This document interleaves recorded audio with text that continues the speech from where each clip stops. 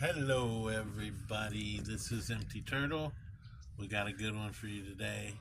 I'm here with Dr. David Jubb, and this is jubbtalk. I hope our audience listening is having an amazing day. And Dr. Jubb, could you please say hello? G'day, mate. Really great to talk about what our show's about. And that's language and brain functions. Language. Well, that's a pretty good topic. Language, a brain function. Yeah. Let's see. One thing I could just ask you. I'm talking, right, and you're listening, and is it that I'm using muscles, of course, of my mouth, and tongue and things, right? And I'm using my ear muscles to listen. Well, in fact, no muscle is actually used in the ear to listen, because you have a mirror motor neuron, which allows you to be able to, imitate. If you don't have degrees of autism, but we'll talk about that in a bit. But you've got a mirror motor neuron, and it's just behind the back of the eyes, mate, and it's like the back of the chiasm. The optic chiasm is sort of really behind the back of your eyes. Okay, the optic chiasm. Yeah, right. I'm having a chiasm just thinking about it. Yeah, I know. You've got a blood-brain barrier there, sort of like, and it actually has to protect, tiny small particles only to get up there in your brain. Okay. Yeah. Let's see. Only 1 in 222 particles of albumin, which is albumin's pretty small. It's only small enough, actually, to get nutrition up into your brain, and also waste. Yes, cell waste away. How does our brain eat that nutrition? Do they absorb it? Well, that's interesting, because like a lot of investigation shows that what somebody eats, it just kind of it just doesn't account for all the calories and the energy that's needed to run a body. No, I get that. Well, Stanley Myers was a bloke, and he got a vehicle, like people did, to run on water. I mean, we're talking about clean energy. You mean he had a people car? Yeah, he had a car that ran on water. Wow. You see? Yeah. There was a judge that shut it down privately, like a wrongdoer. What's this guy's name? Stephen Meyer? Yeah, Stephen, and then he had a twin. And he invented a car that ran on water. Yeah. All right, people, y'all do your research, look it up, because we need water cars. Well, you and I have clean energy. I want to drive on the ocean. Yeah, when you've got like both of your hemispheres cycling together, right? And that is when you're in an integrated state, or things that are going on, have allowed you to remained integrated. Okay. So integration is really like a flow between the parts. Yeah, that's what that means. It's sort of, yeah. I think they should change DEI, the I for inclusion. I think they should change the I for integration. Thank you very much. Artificial integration. Intelligence, of course, because intelligence is the ability you and I have to go beyond any prefix set pattern of response to be able to have survived. Yes? Right. Religion is, of course, like, which we listened to the last shows, sort of like the submission to authority for the sake of certainty. You see, so in this circumstance, we just talked about, clean energy was just shut down because some bloke reckoned that, water wasn't a better fuel. Let me ask you, is religion in our world cortisol in the brain world?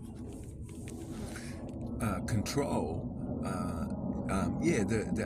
My teacher, Cloud, 2 children, in the Toltec tradition, taught that the most violent thing that Well, yeah, I was surprised. She said the most violent, it's like, whoa, thing that anybody does to themselves is to control themselves. Oh, really? Yes. So I need to not control myself. Well, you better motivate. You're motivated. No, you don't have to control anything. I wish you could. No, but no, your motivation is sort of more about learning, growth, acknowledgement, achievement, and things. Sort of like a built-in generator inside yourself, and it's not into if only that were true. Positive or negative keta. You see. Okay, so language and brain function.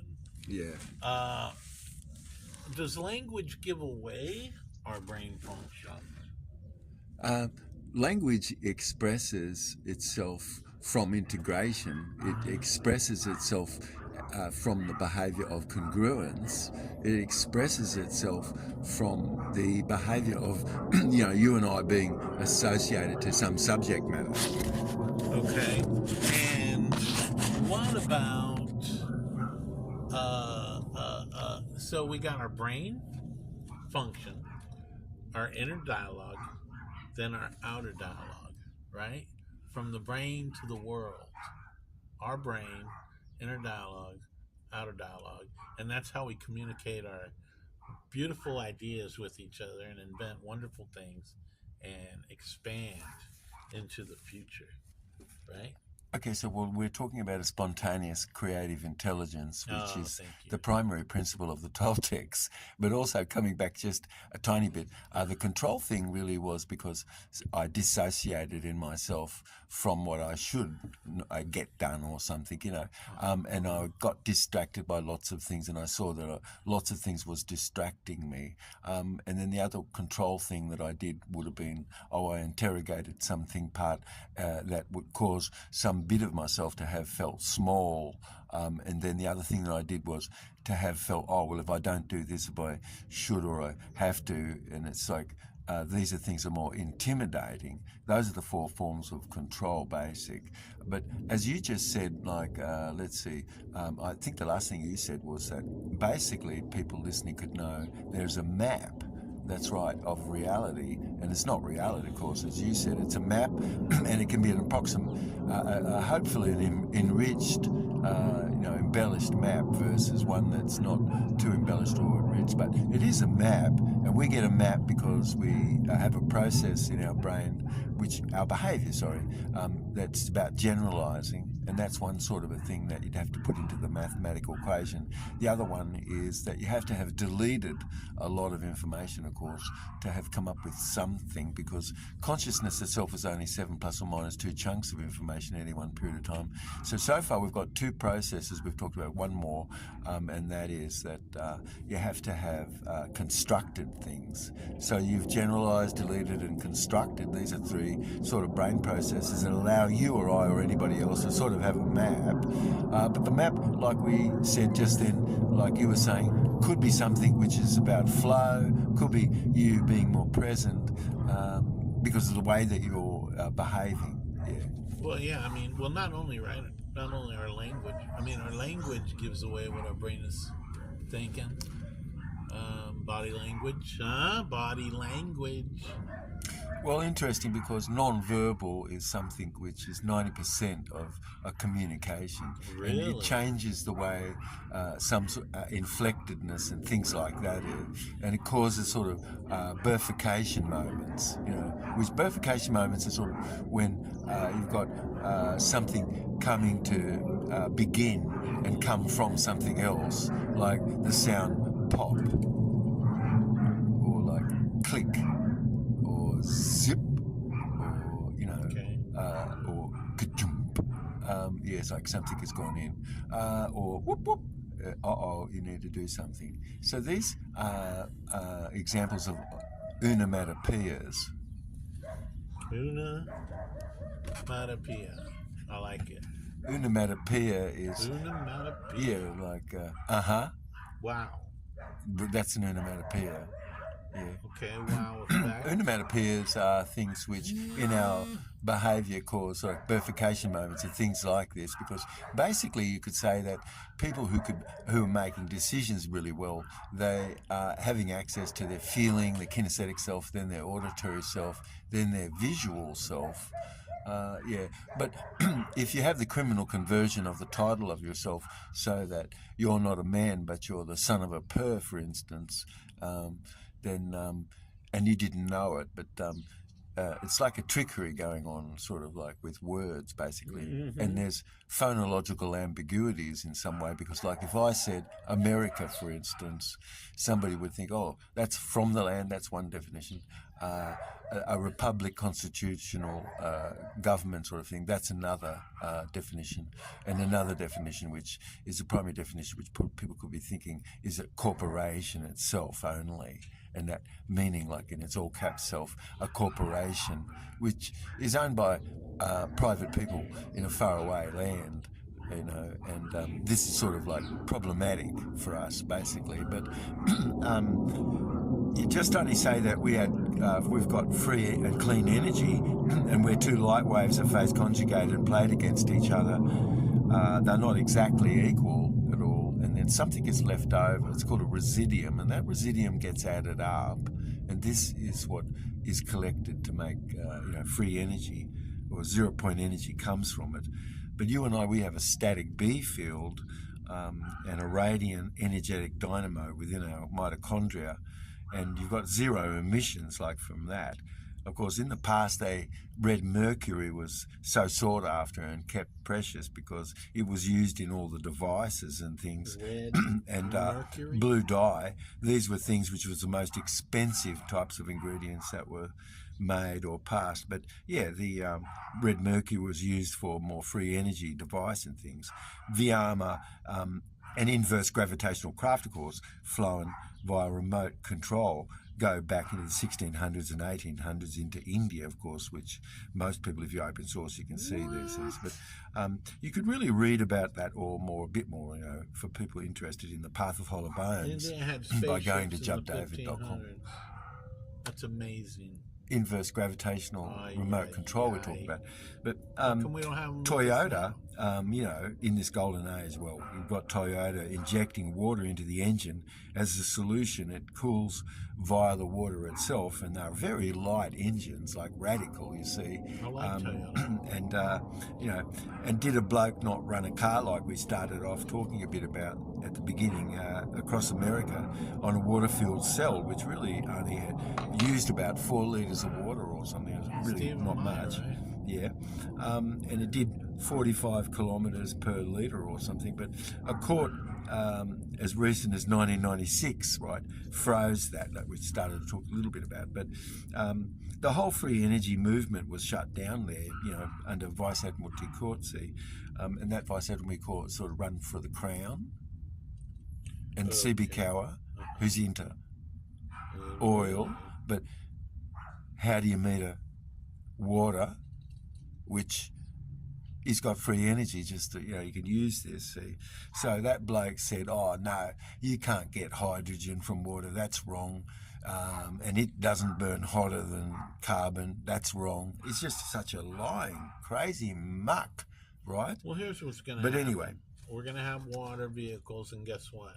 Then they're going to make it hard to get water. Well, they, like you said, really is like only Toyota getting that, technology and using it a bit. But who's behind that? It's an acronym, for something else that's American. But if a bloke ran a car across America where water was just, and deep into this story, like we've got patents sort of approved by, a patent office which is owned also privately by Serco, you see.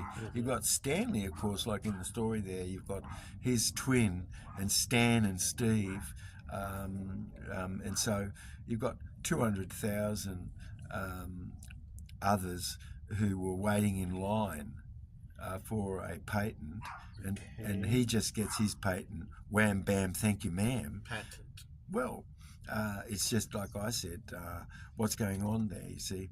It was a usual range of things going on there, but suddenly, he's the gate's been changed for him. It's like a soaring horse suddenly was used, which is criminal. It's obvious that you've got some criminal type of intent, but especially when you look at like that combustion is cleaner and it's much more fuel efficient and quickly approved. You've got all sorts of things going on where this bloke sort of works with NASA and other things. All shoots up, of course. There's a battle going on during this period of time, 1992, and Stan, of course, is looking at the oil crisis, and he sort of builds a machine to really run just so fantastic off magnetolysis, which is hydrogen, like we were talking about a little bit at the beginning, which is splitting itself. Stanley Meyer or Stephen Meyer? They're twins. Okay. Yeah, see, actually only one survives. We saw a time, of course, which really others are looking at a bit. In 1996, you've got a really serious turn of all stymiedness going on, right? You got in Ohio a bull dust inspector, that's one thing. And so these are private, personal things where someone got in the way where everyone is, but it's shut down, and it's really pretty familiar. And where would you go to start? Because that's just like a metaphor relative, isn't it? So, why would you want to pick on any one of this? But if you could look at the claims, of course, which is all put together, it's sort of not too unusual, but you've really got business and the usefulness of hydrogen, which is injected by smart injection. How fantastic. I mean, 1998, you really got a restaurant where the bloke, he sips on a cranberry juice and suddenly, wham, bam, he was dead. It's a natural death, of course, but you've got Belgian business people all just hovering in there, at the time. Yeah? Yeah. Today, of course, you've got Toyota, and that's what they're doing. I mean, I think that it's really some sort of shame going on a bit there, you know what I mean? Mm-hmm. Could things be better? Yeah. But anyway, so one of the things that we just started out talking about was whole brain functioning, which we said that if you're associated, of course, like in the present, you're getting a bigger score of your, receptivity, yeah? All right. And so one part of that would be like, certainly present your verb tense and the tense that's used and what posture more or less somebody has, because if you're like more forward and you're more like with your shoulders back, a little bit of an arch in your back and this sort of thing, you're showing yourself to be more present. And studies show that you can know where the trajectory of a ball is more in this posture than you can in any other posture. It's sort of like a posture of a neural efficiency itself. Okay. But what happens when somebody's head is so far forward, right, that the posture is, oh my God, I have to carry my head. Mm-hmm. And now, how heavy is most people say it's just like could be 40 pounds, I'm not sure, like really pretty heavy, isn't it? I think I'm pushing 80. Yeah. Okay, you have a big head. So you obviously have to have kept your head relatively within your spine. I have strong neck muscles. And so it's basic that somebody's associated, they're more present tense orientated, and they look like this, and you can hear it where their verb tense is, and also to their frequency of accessing cues, which those accessing cues are sort of little movements which are triggering and anchored states which cause an accessing of that state. Okay. But basically we just come back full circle to the things we said was that if you frame things positively, of course, you're in your frontal cortex because there is a septal region which fires and it opens up your frontal cortex.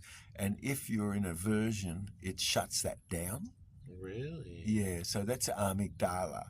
The amygdala, if you've got your hands, and imagine that's your cortex, and then you sweep them around and you come down underneath and you see your fingertips. Yeah. Those fingertips that you can see coming close together, which you've got like two hemispheres of your brain, right? And that hemisphere comes around and where you collect with your fingers underneath as you sweep both fingers around in the air. And then underneath in the crevice. Right now, that rim of your fingers is the amygdala and it fits to a brain stem. And that amygdala, when it fires, it neurologically inhibits the septal region, which is the region which connects your frontal cortex with your emotion and your whole brain, matter of fact. So the frontal cortex primarily connects to the whole brain from the front to the back through the left hemisphere primarily, and the right hemisphere always is more connected more to internal milieu. And so, like, well, the world around you and I, it's really because you and I, we've got ability to be able to have motor movement and patterned motor movement, and this is a left hemisphere process which engages more our connection with the outside world. The right hemisphere more is connected internally, far more to to the internal milieu, and it's the left brain bundle always connects to the front and the back of the brain, whereas the right forebrain bundle always connects much more to the internal milieu of ourselves. And you've got a difference in sort of structure. So the left hemisphere is sort of very grey, and the right hemisphere is like got a lot of white matter, and the grey sort of goes on off, right? Okay. It's a digital processing. Ooh. and the right hemisphere is sort of analogical processing. Yeah.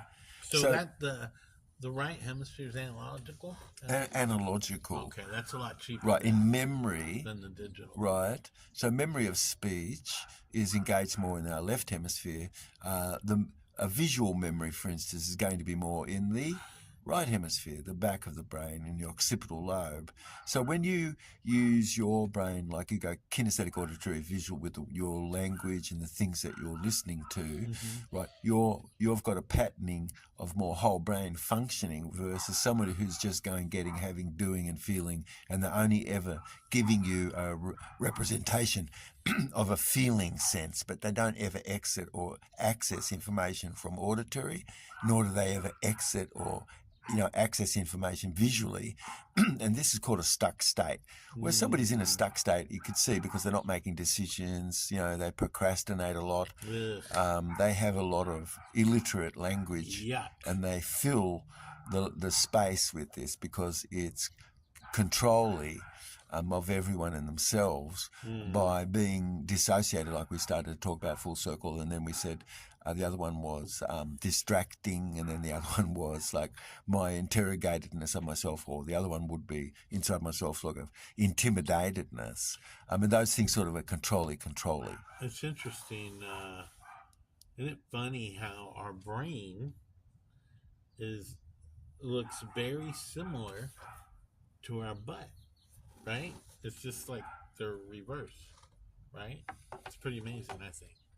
Oh, well, in an ear, like you're pointing out, you can see the whole body, or in an eye, or in a bone, and every single organ is an arrested embryological developmental stage. You see. What? Yeah.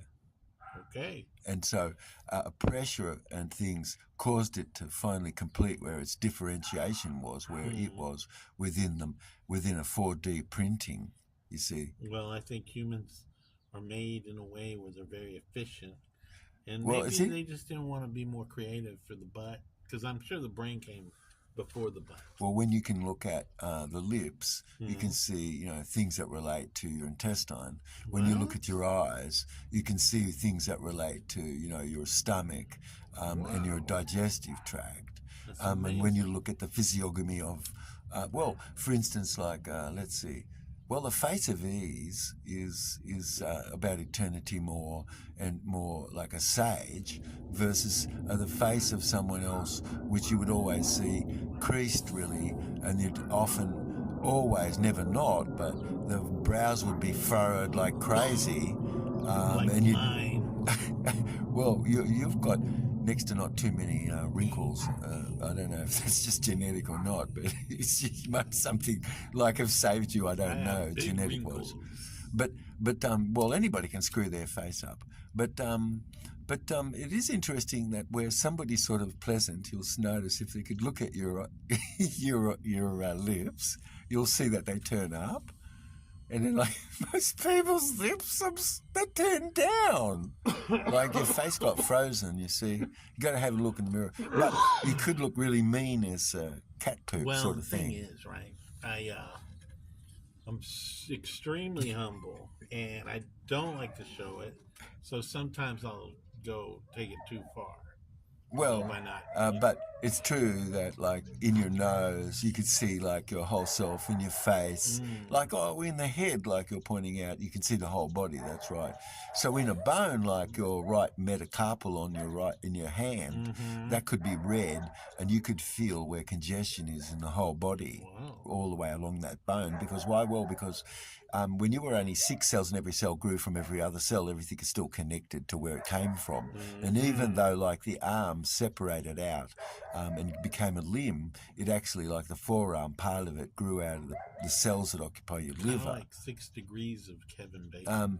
There is an actual connection that's more through the B field, right? Through resonance, cavity resonance, and signature, and those are things which is more modern in our insight into how cells communicate or how memory is stored, like in the tissue protoplasm of the brain.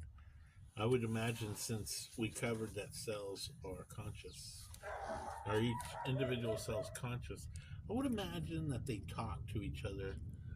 There might be some kind of... We could blow our listeners' mind a little more. Could you imagine that a cell is individually composed of individual life colloids? Oh my God. Okay, so this is what we're talking about Mexico City, you see. And that actually does work, mechanical work, like life colloid, like ubiquitin 1, 2, and 3, assists to cause, DNA repair and these sorts of things, you see. I think if they spoke English, we might understand them. Well, how do you describe, let's say, someone who, like, it comes from a nation which still has on the books that you could die from arachnophobia? What's arachnophobia? Is that a fear of spiders? Well, it's like how a huge elephant as big as yourself could be afraid of a spider, you see? Well, I mean, it's all in the mind. Yeah, but, like, don't you think a big elephant like yourself could be afraid of a spider? That's what I'm talking about. Of course.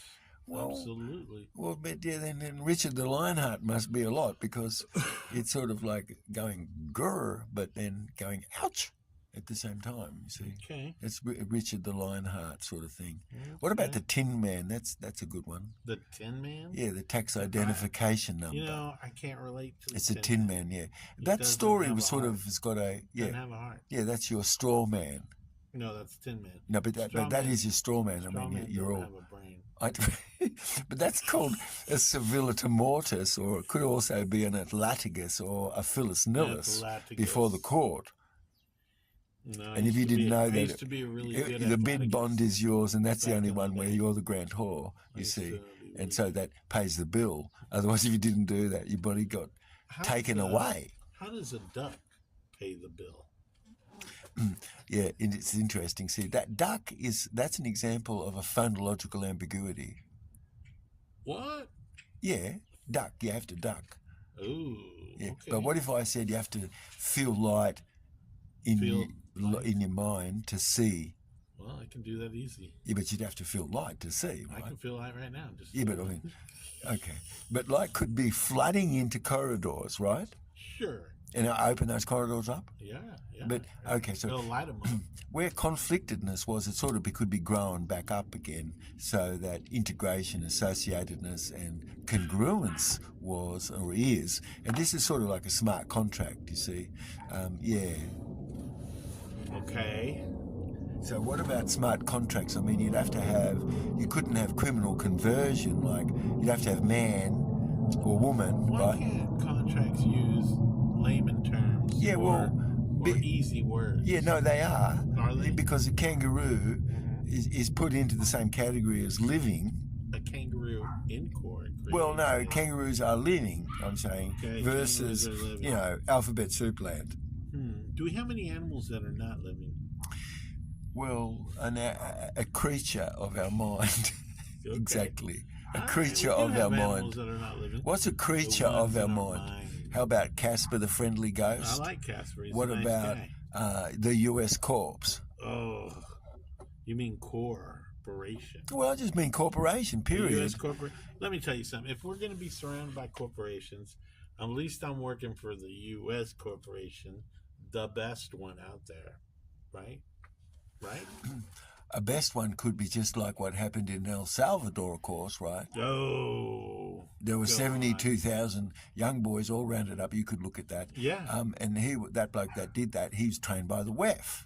Who's the So WEF? do you have a feeling that something's going on with a BC bond like being stolen and the bonds that's used and then the security, because every single one of these people could have their bid bond, they ask for that, and they have a right for it. Real quick. This really did happen within the last couple of years, maybe. They built a brand new, huge prison in El Salvador and then filled it up. And I'm sure that might be a good thing for the country. Oh, well, you're looking to see these things are open sourceable. The way you explain it, it's very interesting. Yeah, if you go to argue, you go to jail, you see. What? It's like money that CB Cower, which is a criminal banking cartel of one world order, really, is after the debt. And it's just a really bit of a dog and pony show, like, for Trump or anyone, showing all what's covered up. But the criminal conversion of the title, you see, to present evidence, it's sort of a cloak and dagger style of criminal banking cartel of a one world order, where it's just customer profiling everybody into its own zip, and that's a corpse. And you're not born in a corpse, born from a corpse. No, you're not. You're born from the land, and you can be only of or at or in, and that's wrong. That's a fiction only, you see, in language. So that's not too much a good smart contract, because you'd have to have man there, because otherwise then you could have alphabet soup land, and a smart contract has to know the difference between the two, and it does, you see, because it's a title. You see, and it's listed under title. It's what your tool of a tie is. But if I took your tool of a tie away and I didn't know you had a tool of a tie, and I just said you're an ant, like you're a deaf-ended one, or you're to be commie battered, a commie battered ant, or let's see, I took your claim and I just said it was a friggin' commie plant. Would you like that? No, you wouldn't, I don't think. But your intellectual property really is your exemption right there where this is, and large corporations have just stolen that, And this is what criminal banking cartel of a one world order really is. It's a guild that's really taken away your deduction, which you have, you see, and the guild on sells that exemption. It's on the private side, and the guild really filed like their own 1096 sort of form tax, return, and showed that prepaid account, and so the prepaid interest in the guild returns it all back to be charged. And so to grant a title of nobility, that's where it all started, and that's forbidden. And somebody had a licentiousness to jump into there behind the scenes as a money mechanics and turn you into the son of a purr, or an ant that was for commie batting, or a claim which you really have, which is supposed to be on the right side of the court, because that's you as a man, is only be put onto the left, you see. And so the crime is really tied to the U.S. corpse as a criminal banking cartel of a one world order system, because you've got a stockholders, and that stockholder in the the corrections and corporation of America, the CAA, and that the CCA, they're all sort of corporation but they're not kind of maybe even corporation. Some of it, like the guild isn't a corporation, you see. So CB Cower holders are licensed to subsidise all through privatisation, and so that's all done by bonds, like I was saying just then before. The bid bond is one for you, because it's got the one there that says Grant Hoare, and Grant Hoare is like you, which is the trust, versus like you're just some corporateness. So a trust is higher than a corporation.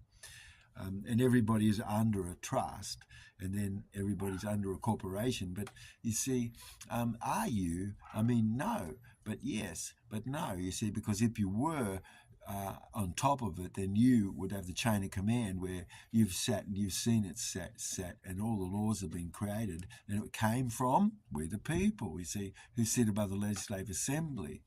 But where that's Article 3 and Article 4 court, because you're just talking about what's over a contract.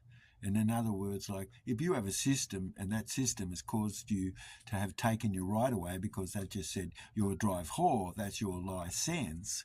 And that license is you're just using it actually, but you're not a drive whore. That's not your occupation. And that's not an ID proper, is it? Because you're only someone who's an employee. And so these things are a bit trickery going on behind the scene. But it's certain that 72,000 people were all rounded up, and that was mass punishment. I mean, these things never could be seen and considered in a modern day, but that's a bloke that's sort of WEF trained, right? And so behind the scene, it's just said that you've got a claim, of course, but you didn't know that that bid bond is yours. Somebody else took it and they did that to you. Why? Because they just love it. Why? Because you've abandoned the claim, you see. And if you've abandoned the claim, you don't tell me that actually it's going to get a lot more money. Yes, it does. And it doesn't ever get settled. But that's sort of another sort of story a little bit. But you've got service fees, bundled, pulled, clogged, got contraband at the courthouse because that's, an adverse counterclaim, you see. And it's all under a dead man's statue. And you're not under a dead man's statue. What are you talking about? So let me just ask Before you. we get into the dead man's statue, let's take a break right quick. We'll be back before you know it. Guess what? We're back, and you didn't even know we were gone. Look at that. Well, it's an amazing thing because, like, most people, their story is about an argument that they have, isn't it? And they're so goaded to argue. And guess what? They've been sort of drafted to perform, and the performance is sort of your fiction. But the thing that you need to do is to get the bid bond that's yours and pay that tax and have the tax assessed. So that's the treasurer. She can only do, or he can only do his job. That you in the system could have assessed the tax, and now you've got a tax exemption. You're the only one that could pay the tax, and so to be kind and to be gentle where everything is. It's what you have to do is to absolutely, in this system that's set up, and like in a new system, we're going to talk about that in a moment. But look, you ought to have had the tax assessed, and because you didn't, it's like that's right. See, this is part of the problem, you see. But don't tell me that someone doesn't have all the books, and that's not quite right of a system that you could see. It's sort of really something which could be fixed up and has to be. But basically what we just have said, mate, is that it's your intellectual property course and it's your exemption, right? And you're the only one who can have this, and you are supposed to do that, assess the tax. But couldn't that be automatic? And it is in a new reset, you see, because this is the way that somebody then got a lien on your account, and so that you're a debat whore when you're showing up somewhere and you don't know that. But on the criminal investigation system, CIS, which runs out of Bern, it shows you up as a criminal that you haven't connected with the Treasury for the last 3 years. And so straight off the cuff, it's an Atlanticus for sure, standing before the court, second, and Vice Admiralty, of course, you see, because you're only being looked at as a corporate citizen, as something commercial, and that's wrong, you see. All corporate citizens. No, yeah, but you see, you're not chattel, and that's the problem where things are. Where somebody's become chattel, they didn't know it, but then their body becomes imprisoned or pridorted. But the guild only on-sells what that exemption is, because behind the scene, the private side, the guild filed like that 1096, like I said, which is an IRX tax form, and showing, a prepaid account is existing. And, well, that's by abandonment, though. Someone signed your name by accommodation behind the scene to get all of that prepaid interest, in the guild returns all of that back. And who's being charged, you see, and that's you. And so because you didn't know that, it's like, well, they're going to do it. Why? Well, because they've got licentiousness to do it, and it's just a grant of a title of nobility, which is forbidden, that causes people to get away with whatever that is. It's like, look, there's a crime that's tied to anyone that's under a corpse as a system, because that's fascism outright. You can't mix the living up with the living. And that's what fascism is. When you've got two venues, which you can't have, and that's a new reset, you have to have only a venue from the land. That's it, finished. Because why? Well, because somebody's got a claim, yes they do, or no they don't. And I don't feel like there's a man or a woman that say that my claim is untrue.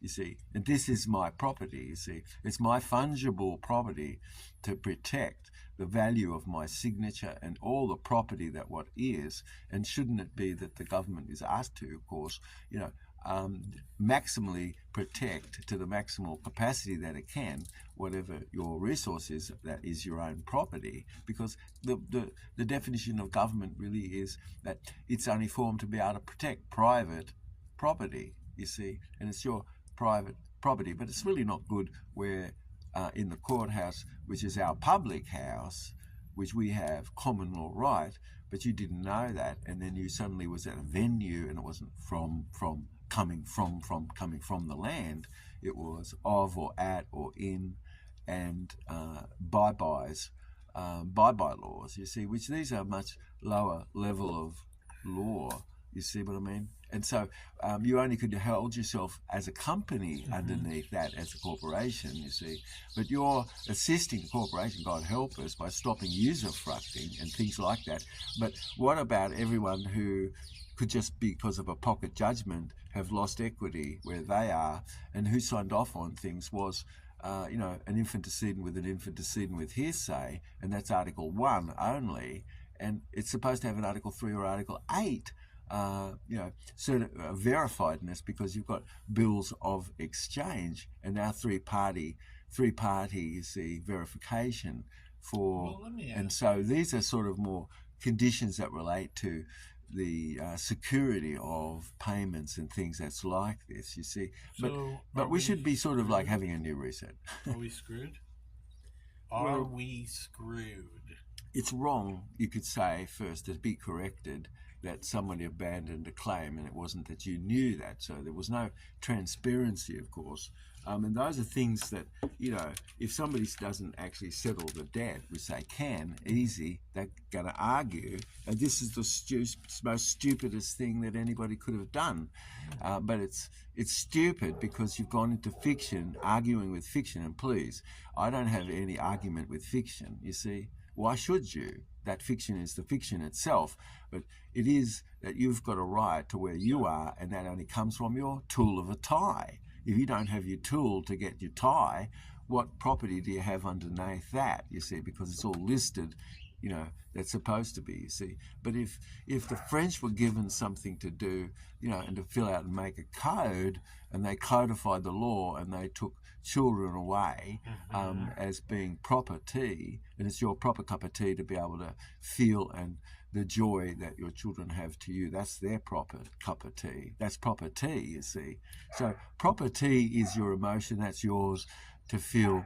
And in a free world, of course, you could imagine that our self-autonomy is the primary thing that most everybody in the world really cares for. And part of the reason why in the Commonwealth countries basically are countries and nations which investment has existed. Why? Well, because at least a certain capacity is to be able to have a claim, but not if you're in France. You see? You see? You're under a code, basically. But, let's not pick on anyone, because basic it is that, don't you think that code has come here? It's like, please, it's just like, this is not just anything except what's fictional, and a man and a woman is above that as a chain of command, you see, and that chain of command really does have a Supreme Court, and that's the Supreme Court of we the people, and that has to be selected. You can't have any electedness inside that, because that's a corpse, you see. It's all corpse. What about appointed? Appointed. Well, everyone is under oath, no matter what. Yes, they are. You are. And, you're under oath to support and to protect everyone in the state, and certainly government and people and everyone. And nobody should be acting in a manner that's ridiculous. Except a lot of that is sort of a terrorism of its own self. That's wrong, you see, because there's a way for you, if you're spiritual, to straight away seek agreement with your adversary. If you don't do that, you're going to be arguing. Yes, you are. And that's all you're going to ever do. And God help us, that's called groveling. So where you and I, we have politicers. The politicers that are innocent right now, they're seeking agreement, you see, with each other. And then it could be looked at as kind of being bad, but that's wrong, you see, politicers. Okay, so we are screwed. No, No. Oh no, God help us. We're just talking about actually a reset. Don't tell me that people didn't reset things. What happened when Greece lost all their money? What happened? Well, they renegotiated, okay, because the negotiation was terrible. What happened when Iceland, they didn't want to belong to the 2020 club sort of thing and what have you went on, they didn't forfeit all their money. What happened? They took over their. No, they hired a policeman, and that policeman investigated and found the criminals. Simple. Police. When you don't do that, is the claim expressed? No. You see what I mean? So a claim is only happen when it's expressed, and it's sort of really a strange attractor itself. And there's 4 different types in math of strange attractors. But if you could understand that all 4 could be working where something is because it's a strange attractor, it's sort of like something has set its own self up to be resolved. You see what I mean? Mm-hmm. You see? Yes, it has, because it only can be, because smart contract is the only thing which can do this, which is decentralization, where everyone is under common law in the world and international relations exist, you see, because it's really wrong that 52 billion animals might be just like torched in Australia and torch Australia or torch California and these sorts of things, where dew weapons are being used and this sort of thing, you see. Well, so we do those things because we don't want to be I unheard. wouldn't say that because somebody was rounded up in El Salvador, for instance, because, for instance, like we have only 4% of the population of the world underneath this corporation, but we have 22% of those incarcerated. It's crazy. So now you're going to tell me that money is not being made and traded and people just as traded as cattle? It's a bit disgusting because it's from forgery and aggravated sort of burglary, brutalisation, which is treated less than animal stock, which personally that's cruel outright. But pigs in a slop trough, and a gravy train is there for the few, and it's gravy train which is stopped, you see, for the few. Because why? Well, because it's under a dead man's statute. That's how bad this is. I'm sorry, but it's really terrible. But it's just only a smidgen of the heinous sort of crime that's gone on where in the past, you see. And it's a military-industrial complex. And did you and I select that? Hell no. If you were 6 years old and asked to select, I'm positive you'd come up with something excellent. Sure. Yeah, you would, because you'd really have your original self there, more sort of thing. You know what I mean? Yeah. It really is the capacity that you and I have to really be able to have a better future. But your womb man could be knighted, and that's nine-ated. Nine-ated. You're nine-ated. I thought they were damed. Well, when you're 9-8, that's a number, and that's like code, and every number is a code. So it can take you a little time to actually pick up and learn what the code is, but that takes time. But 9-8 is, you're 9-8, you see, What's versus your 86. What's number 111? What's number 111? It's all to do with getting threed, yeah. But yeah, you're one. You're one. It means you're one. And so it's sort of like something which relates to a singular event of some kind of thing itself, but it would be that something wants to get kicked off, you see. So these are numbers like 666, things like that are sort of code, you see. And that just is a code that's being used sort of thing, that's all. But for those people in the knowing, they can see, this has a certain number of people that were missing, that were down a mine. That means things to you because you've been trained more to be able to be in a sleeper cell, and those are things which all get triggered because it's just only the papers or something that you saw, and that was being able to be put into that. But if you improvise, of course, and are adaptive and intelligent, you could see that this organisation has had itself to be off terrain and things that's like that. And so, off terrain means just like, guess what? Where's man and woman in the document? That's all simple. You see, it's got to have its 4 corners correct, and you can't go off something which doesn't have is in a document. This is a JC quantum law where languaging is in smart contract, and you have to have proper vestibular meta, function or meta programming. So, like you said yesterday, in our program law, you move toward what's pleasant and you move away from things. But someone could have been using their vestibular sense mixed up, and so that's not positive inducted currency, which we should have, where everything is asset backed that's raised, and as it's spent, it's equal to the asset, you see, at the end of the year. And how good is this? No debt exists whatsoever, you see. And where nations have had such like this, they grew like wildfire during the time of it, and you did have a renaissance, incredible, you see. But it needs to be sort of understood a little bit more, doesn't it, you see? Because otherwise you've really got various things that's going on, and though you've got copper being mined in 7000 BC onward in Canada, and where the ice has retreated, you've got a mixture of bitumen and vegetable matter and all of that sort of stuff that's mixed with mineral and improvised really to make these beautiful elastic coverings, which was very popular in the flood. And they made these boats out of reeds, and they were really pretty amazing. And Canada was the place where you could find all this, and it still has this old name, and it was the name on the map a long time ago, you see. Yeah, I see. And but then when the Middle East got knocked out because of the flood, it got jumpstart from Canada. And Cana and Canaan was a region, of the Levant, beautiful region where Lebanon was and things, that they all get kicked off there in the cities and things, But it gets jump-started because you've got the originals here with the same language of Greek, you see, and Crete and things like that. And plus, you've got this R1B gene, showing that you've got genetic connections and things like that as well. So there's been a great fusion, actually, of the past, not a great uniformity. Okay. See, so the great uniformity meant that you couldn't have even had like an asteroid, which those are things which is trouble from above, and those are things which really can be seen and avoided, because there's always places where things are which is more safe, of course, where things are that's like this.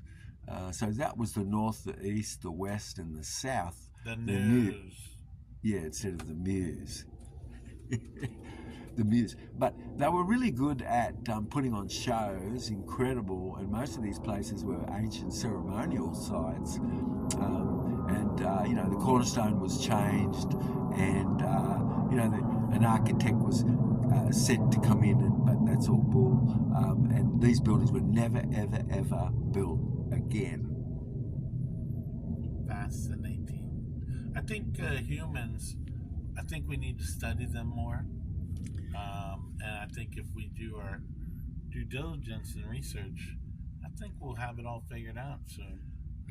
I'm thinking maybe in the next 10 years, if we study humans, might have it all figured out. The question, of course, which is about our title and the conversion of your title, I think that probably is our most improvised capacity to adapt ourselves, to have intelligence, to be able to go beyond any prefix set pattern that's happened that's caused the genocide itself, and that is the mechanism as a kill box set up that actually has caused genocide all over. So, but what would be a reason why? And you could tell me, and you could understand it well and truly, because you studied all the different genocides that have occurred, like the Armenian, for instance, or and everyone in America, when you talk to them, they can tell you exactly about the Armenian genocide and also the Bolshevik genocide, the genocide that occurred, in China. You do know, and really it's quite evident, and certainly Pol Pot and how that all happened in the killing fields, you see. So these are things which, of course, in 4026 are all documented well and truly, and it's all just sort of common knowledge. But open sourceable things which exist, somebody, as you said, they could really know where they're going in the spiritual, that we could know more about our past, because if we could know our past, we could sort of know where we're going more. It's really what really should be, because reed boats like we were talking about and floating cities, they were all gorgeous because they actually, the rise and the falling of the water where they were perfect, and they had great protection and these sorts of things from the surrounds, and they adapted hugely to the fluctuations like we talked about with water levels. But it was for me to go back to these old ancient places where these waterways were, and you can see lidar and you can see all the rocks as anchors and things like that, which was over these huge places, massive matter of fact, and where structures existed, as islands, and they had made these out of reed. But in the banks cloud showed me of creeks were massive trees which were so hollow, and it was in a time when there were just floating reeds and islands, and the islands were sometimes a mile thick or more. I mean, you had soil on top of it and everything, and sometimes like a lake gets buried underneath that. But this is the things which has gone on in the past. I mean, cloud showed me where water had raced at least 1,000 miles an hour across the land, at least a mile high, and had scoured everything back to the rock, the bedrock, you see. So these are forces and things that have gone on, MT. But the more that we can understand that fossilization, things like that could have occurred more in an instant, you see. But you've got a lot of me see 'em, you don't, and that's sort of kind of part of all what this is about, isn't it? I think so. We're going to have to change the title of this episode from language and brain function to I don't even know what. But it was definitely entertaining. And audience, I hope you got your mind blown a few times, hopefully. There's a lot of good information. And we'll be back. And remember to subscribe. Jub, give us something really good and simple that will brighten our days. Oh, the definition of playfulness. Okay. Would you say, first of all, of course, like playfulness is the primary harmonious ingredient that actually, like in a nest or a family, is the very function of harmoniousness, is playfulness. Would you say playfulness is first like the state where people are most open? I would say yes, and it's also a great way to start your day. Yeah, that's right. Actually, do you have a feeling that playfulness, of course, well, the definition of it is it's activity and state of mind which is beyond present time, and so it's really any state of mind which is beyond present time. You see, and so timelessness, and as you're in this moment, you're in this moment forever. You see, yes, and more timelessness is you being more with perfect detachment and not being attached to gross things more, but ever being more enlightened and coming light more to the altar of your own self, and this is your own threshold. So playfulness, I think, sort of, because as you were saying, it's the state of our most openness, and then we added a bit, of course, to this, that it's really our harmoniousness as well. And one more thing is only about this, and that's that in support of it, of course, is that it's the omega, that's the dog in a pack, for instance, that truly creates harmony. And when the omega is gone, it's, oh my God, see, the pack is in quite disarray. But where alpha is missing and it comes back, or even time is gone, pack is sort of still functional quite, but certain it is when the omega is gone, it's like, you see, this is really the primary thing. Anyway, I think we leave this today, which is so wonderful, which is brain and your language, because language is a kinesthetic mode of movement, and your tongue and motor movement was used and being used as you're listening, because it's actual, that's the motor movement, and that motor movement is patterned, and this is a language to you understanding something, you see. And so language itself is patterned motor movement, that's for sure. And every single thing is about leadership itself, of course. And brain function relating to leadership, and function being functional, it's something sort of sustainable. Yes, so it's like I would say, brain and function are amazing in behavior too, because it's all one. That's what I was saying. So behavior causes neurotransmitters. All right, everybody, remember to subscribe. Also, I'd like to say for everybody, start your day with a smile and a laugh. All right, Dr. Jubb, take us out.